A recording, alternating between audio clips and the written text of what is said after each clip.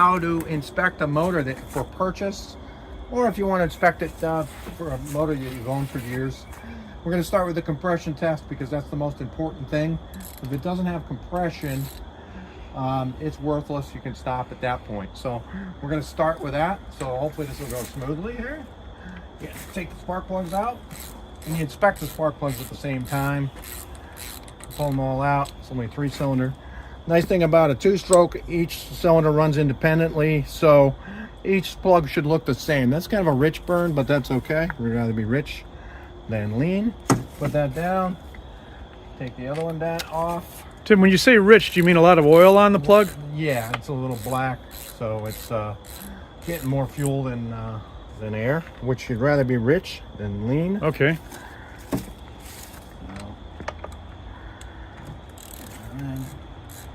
So we have the key off so this doesn't have spark when we do a compression test. We're going to do a compression test right now. And it's good to know that we are looking for compression that's even on each cylinder, within 10%. I'm always got to tell you within 10%. I'm never got to give you a number because the compression number has got to vary by the value of your compression tester. If you get a cheap one, it's got to read low. If you have a weak battery, it's got to read low. If you don't use the proper procedure, which you won't because you know now, it's got to read low. But if you do it the same way 3 times with the same battery, the same compression tester, and in the same procedure, they're all got to either be low proportionally the same. So I always say 10%. I get a lot of arguments with that. People go, no, what do you mean? What's the compression? I'm like, within 10%. And they want me to give them a number, I won't do it. And the threads are always the same for a spark plug? No, they're not. Oh, they're not? They're okay, not. so did you have to... Very different. Yeah. So that's the moto to assume that.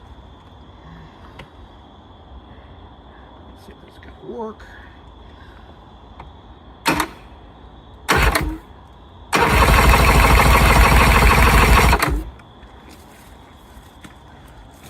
Oh, and guess what? We got a bad compression tester, so we're gonna have to watch it. I'm gonna switch to another compression tester, but we're gonna watch for the highest level there because my compression tester picked today to die. So that's just over 110. You see how it's bleeding down? It's not supposed to do that. So, as I say, everything varies. So, we're gonna have to just remember about 110. And it's weeping down. It's weeping down because it has a bad Schrader valve right here. Right in there. It's just like the same thing that's in a car tire. So that's got a little dirt in it or something. So, but that's okay. We're survived, which is a good reason because we're an hour away from the shop. We can't walk inside and get another one. So we're gonna watch that. And again, what you do is you just crank it over till it hits its highest level or highest compression number. Then you stop. Usually it's about 10 revolutions of the flywheel, but you just watch that gauge. Once it stops going up, you're done.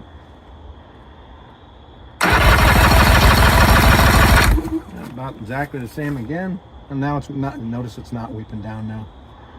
Okay, So that one seemed a little bit higher, Tim. It's a little higher because the piece of crap came out. What we're gonna do, we're gonna release it. There's always a release button. We're gonna do the top one again. Okay.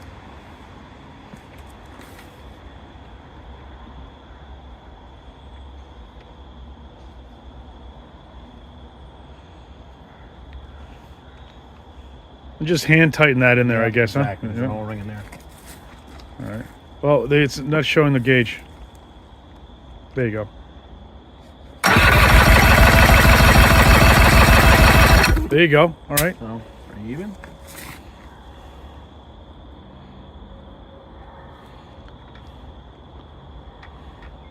I suppose this is, in most cases, this is where most people would cut and reshoot the whole video, but it's good to know that seldom, if ever, do things go the way you plan them to go in life, and especially with outboard motors. Yeah, about the same. Little bit less, not much. Yeah. Hey, how are you That's turning what the motor on, Tim? You got... I release, there's a little wire that goes back up to the key switch, and I'm just touching it to the positive lead. So on a Yamaha, you can do it. I'll show you over here if you like. Okay, yeah, that would be good. This is You've got to make sure the key is off. I'm going to say it twice. You make sure the key is off. So if the key is on and you do this, fuel will be coming out of these cylinders. You got to be making a spark here. Spark, fuel air mixture. Guess what? You're going to you can possibly set the motor on fire. All right, make sure the key's off. Don't want to set you on fire. So on this one, it's the brown lead that goes up to the key switch, and then I just attached it right to there, and that's what cranked it. Little finagling. Okay. That's it. But usually they have a remote start button, but I didn't bring it because I knew I could do that. So it appears the compression on this one is pretty good. So the compression is good. Here's another trick that a lot of people don't know. I don't even see it on the internet. So we come over here, especially in a boat that looks like this. It possibly could have sunk, and you can revive a sunk motor. In my opinion, the only way to revive it is take it all apart. So when a motor submerges, especially in salt water, but also in fresh water, water is a conductor of electricity. So you go to your positive side of your solenoid, exactly where I was attaching that brown wire to. And this nut, and I'll include a picture of a nut that's fried from being underwater, will be all corroded, because what happens is you have water, which is the conductor. You have all these grounds in here. So you have a short. It's a slight short. It's just water, but it causes electrolysis on all the positive wires. So and if I see it eats that post, and if you see an eaten post, a positive lead, any red lead, walk away from that motor. It's been underwater. It's got a problem. This one has obviously not been underwater, but that's a really easy tell. And it'll eat that, and sometimes it'll proportionally eat that nut down. Like that's 10 millimeter now, it'll be like actually 9 millimeter. So you check all your positives, and the thing went underwater, and it's just ready to, it's gotta blow. Yeah, and the only, you just said the only way to really fix an underwater motor is to just take it all apart. We don't know if they did that. It's just shot. Sounds good. So another thing to check, your power trim. Lots of problems with power trim. This one is beautiful. I almost should have made a video with a crappy motor, but this is what came up. Check all your seals, make sure it's not leaking, make sure there's no oil. Also, what happens if these are left out in salt water, there'll be pitting in here. And there's pitting on these trim rods. What'll happen is it'll eat the seals eventually. Yeah. And this trim unit from Yamaha is almost $4,000 for a trim unit, which is, I don't know why they're that expensive. The lower units only, I'm going to say only $2,500 maybe, last I checked. So you check that out, look, no leaks, put your finger there, up and down, all the way up, all the way down. She looks good. This motor's in great shape. So another thing we can do, if somebody hits a rock or something, and the customer did just tell us that he had to have this property condition. So what will happen is this prop shaft will bend. And if you're at the shop, you can put a dial indicator and you can check it. But a really easy way to check it, you can see over here, there's actually a little centering. Yep. The prop shaft has a little pin right there.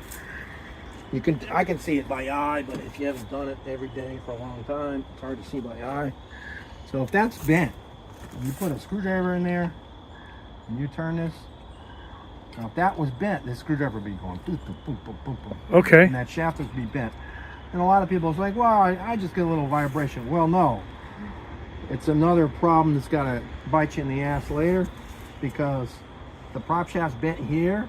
The prop shaft goes into the housing here, into a bearing. In front of the bearing is a seal. What's that drive shaft is doing is the seal is here. The drive shaft's boom, boom, boom. It's eventually got to eat out that seal and destroy the lower unit, or put water in the lower unit. Water in the lower what unit. could have happened is when they had the impact, sometimes you'll chip a gear, and it'll take up to 2 years for that chipped gear to totally destroy all the rest of the gear. So it's always good to check. We also check our gear loop. I'm just gonna crack it.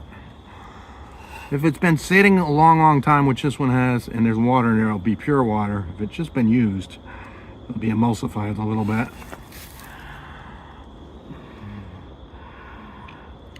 The water's always at the bottom, right? Yeah, but if it's been mixed, it'll be white. So that looks perfect. See that? Yep.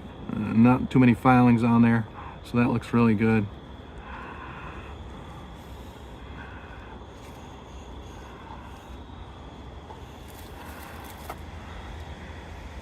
All right. So that's about the quick and dirty thing on the motor. Another thing we can do is sometimes you've got bad bushings inside the motor and it'll have flux here. You just go like this. It seems fine, but sometimes you'll get extra movement right between here and here. There are bushings there and they could be worn out. At the same time, we're also checking the boat.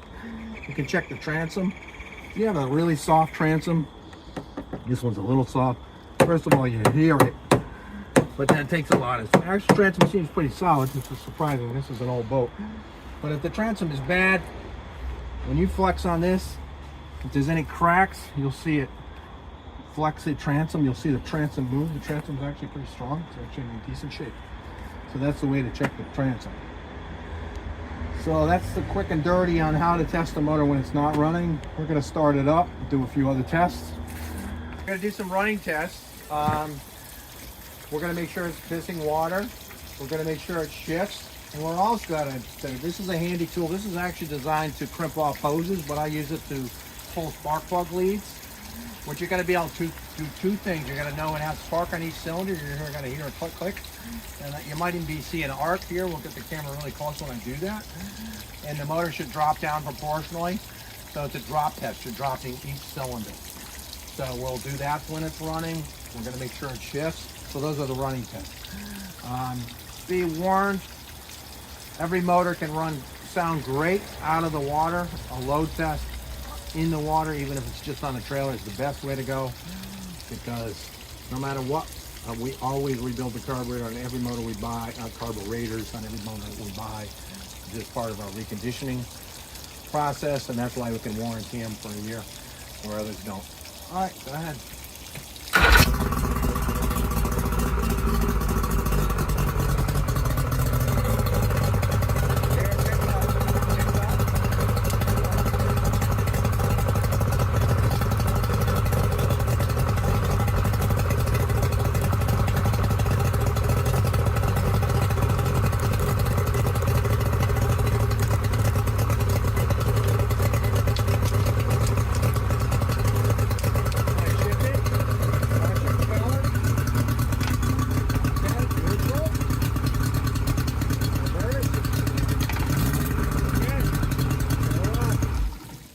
So you passed every test. You notice it didn't drop too much on the bottom cylinder. The carburetor might have an issue or something like that.